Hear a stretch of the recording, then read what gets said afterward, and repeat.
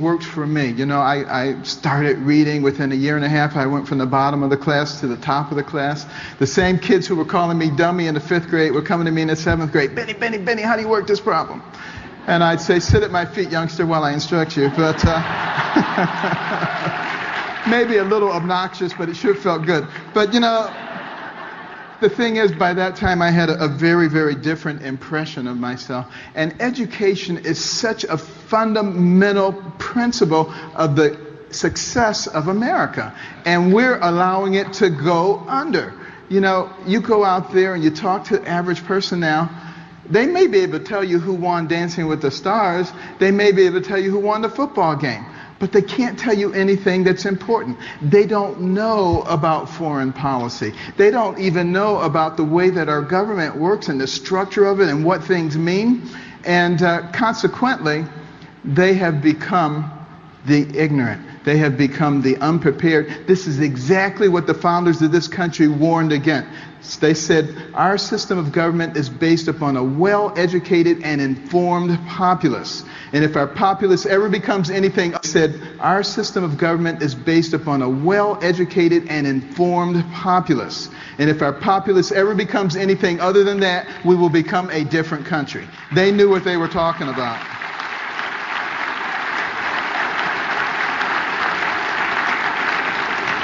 And as witness to that fact, Congress has a 9% approval rating, and yet we return the people at a rate of 90% to Congress. Now, what does that tell you? It tells you that people go in the voting booth and they say, there's a name I recognize. I'm going to vote for that one.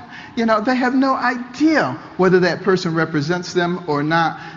And what I'm saying to people, the people of America today, is that we are responsible. This is a country that's for, of, and by the people, not for, of, and by the government. And if we turn it over to them, we cannot complain about what they're doing, because this is the natural course of men, and we have to hold their feet to the fire.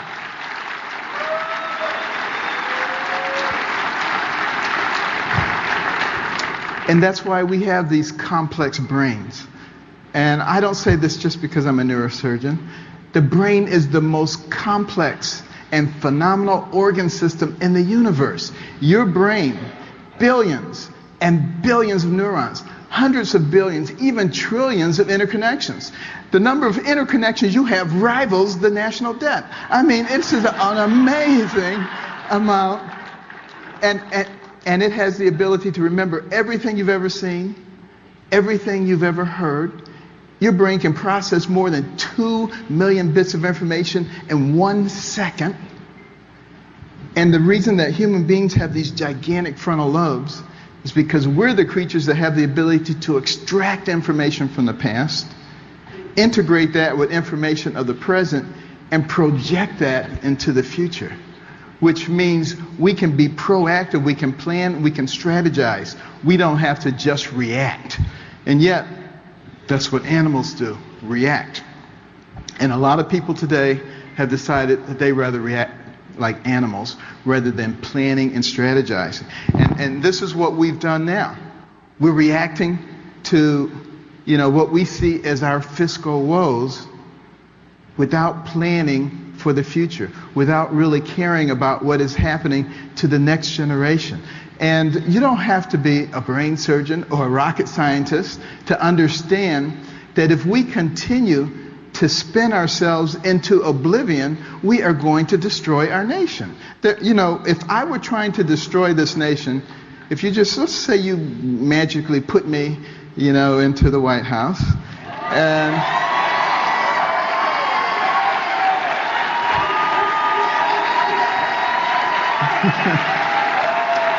now,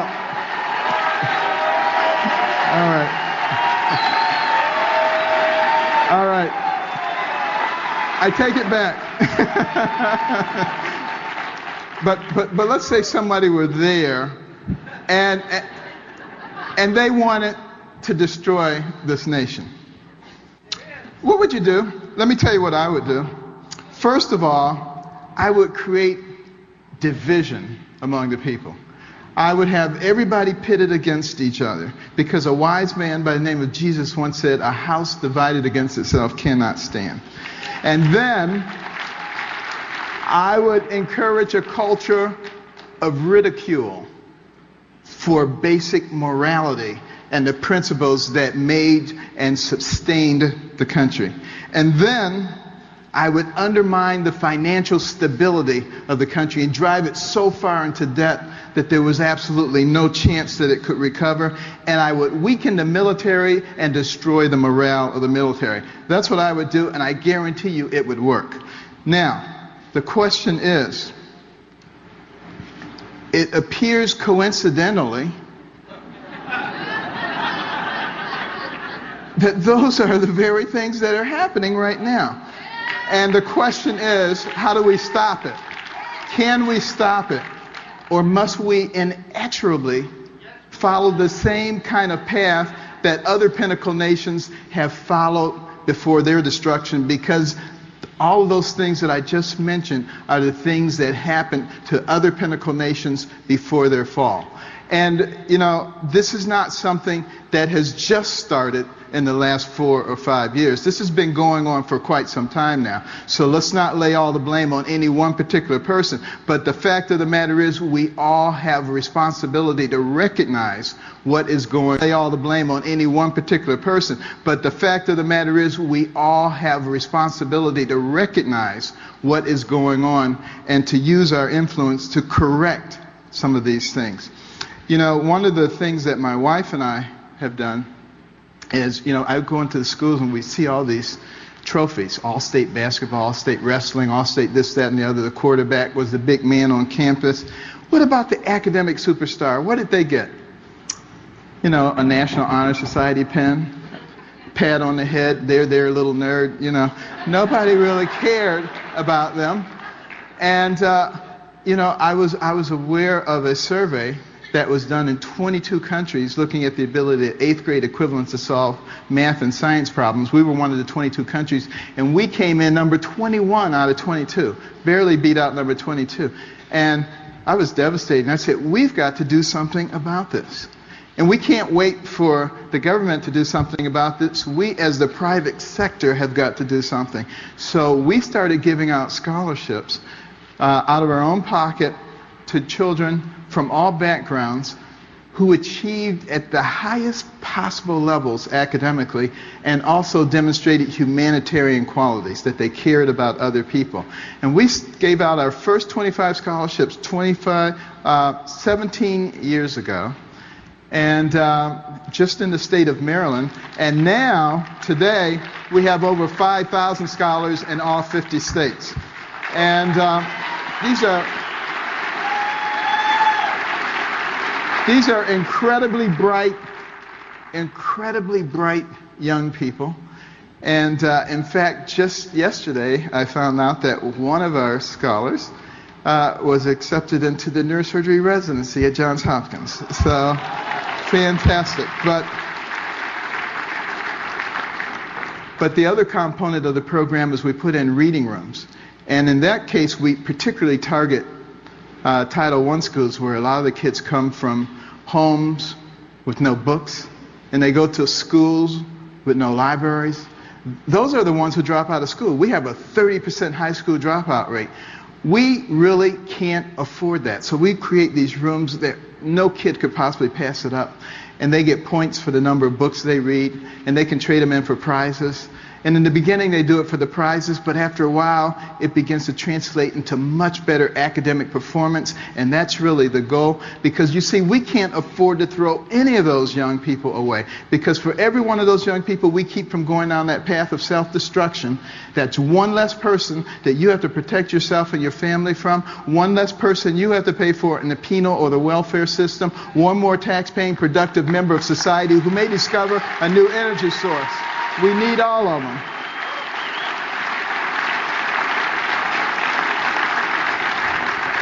And the humanitarian part of the program, of the Carson Scholars Fund, is every bit as important as the academic part. Because you see, we are a humanitarian nation. And historically, we have been. Many people don't know this, but socialism started as a reaction to America. Because people in Europe, they looked at us and they said, wait a minute, look at those Americans. You got people like Ford and Kellogg and Vanderbilt, Rockefeller, Carnegie Mellon. They got so much money. And look at everybody else who's got nothing. And you can't run a system like that. You have to have an overarching government that receives the funds and redistributes it in a fair and equitable way. Have you ever heard that before? Well, what they didn't realize is that all those names that I just said, instead of like the land barons of Europe hoarding money and passing it down from generation to generation, instead they built the infrastructure of this nation. They put in the transcontinental railroad. They built factories and textile mills. They built the mechanism that created the most powerful and dynamic middle class the world has ever seen, which rapidly took us to the pinnacle. They built universities and museums and charitable organizations, because that has been the nature of Americans. We have always been generous.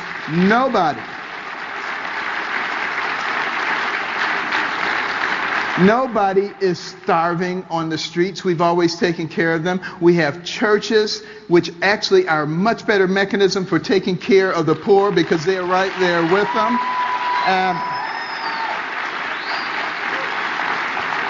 This is one of the reasons that we give tax deductions to churches, because they do that. So why is the government trying to duplicate that we give tax deductions to churches? Because they do that. So why is the government trying to duplicate what they're supposed to be doing?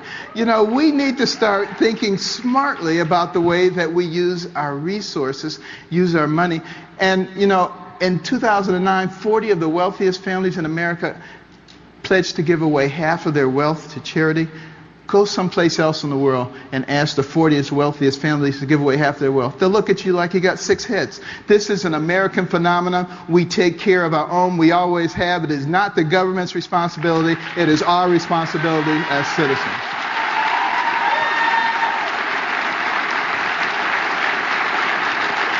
And then, as long as we're talking about fairness, let's talk about taxes. You know, some people criticize me at the prayer breakfast for bringing up God and the Bible. I mean, it is a prayer breakfast, right? I don't understand that. But at any rate, you know, if God thinks proportionality is fair, who are we to say that it is unfair? The minute you begin to deviate away from proportionality, you begin to inject your own philosophy. And that is always going to lead you in one direction or another. I think that's why God had a program like that. You make $10 billion, you put in $1 billion. You make $10, you put in 1. You know, the guy who paid $1 billion just put in 1 billion times more than the other guy, but they get the same rights. What could be fairer than that? That's ridiculous. Now, I'll tell you what is not fair. What is not fair is when you exempt some people and you say, there, you poor little thing. You don't have to pay anything. We'll take care of you. You know what? To me, that's very offensive, having grown up poor, because what you're saying is that I, the superior elite one, will take care of you. Why? Because you see, that superior elite group needs to be superior and elite. And they can't be superior and elite unless you have a whole bunch of people down there groveling around. So you keep them down there by feeding them. You know?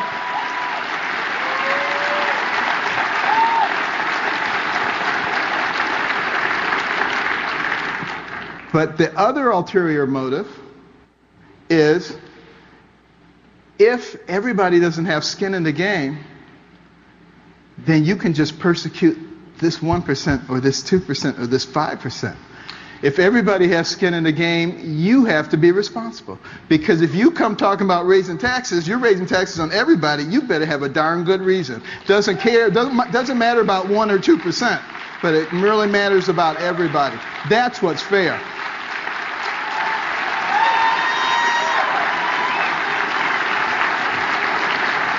And then, just briefly, I don't have time to really go into it, but let me tell you